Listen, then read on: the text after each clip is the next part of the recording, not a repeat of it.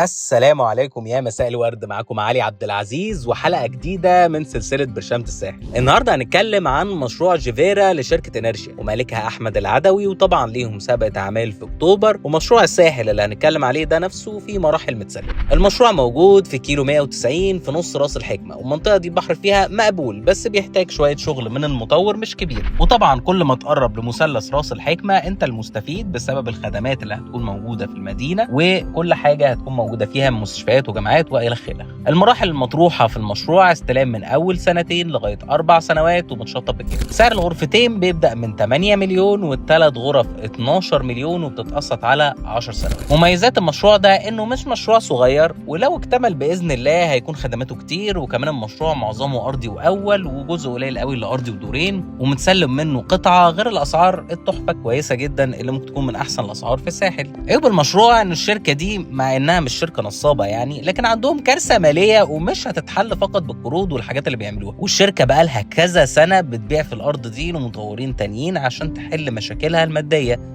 وللاسف من اكتر الشركات اللي مشاكل الدولار والكورونا اثرت عليها. ولو اشتريت في المشروع ده خليك عارف انك بتدفع عشان يبنوا المراحل اللي قبليك، لان مفيش فلوس في الشركه، مفيش فلوس في الشركه خالص. وان المرحله اللي بتشتري فيها تتاخر قوي ده لو اتسلمت. كمان الشركه ملهاش تشغيل ساحلي سابق. مشروع عرض الشط فيه 1300 متر، وده طبعا ممتاز في الطبيعي، لكن المشروع واخد ترخيص يتبني على 30% من مسطح الارض بتاعه. والشركه هتعمل كده فعلا، عشان كده الماستر بلان زحمه، ومتوقع ان هو يعدي اكتر من 4000 ويمكن 5000 وحده بسهوله لو خلص.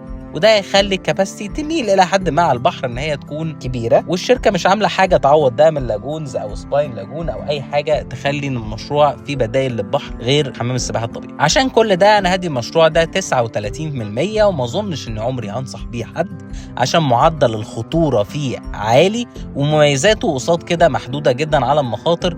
وحتى السعر لو زودنا حاجه بسيطه في منه في مشاريع اضمن بكتير. انا علي عبد العزيز، وفعل الجرس واعمل لايك وسبسكرايب عشان يوصل لك كل جديد في اهم السلسله هتفيدك الصيف ده.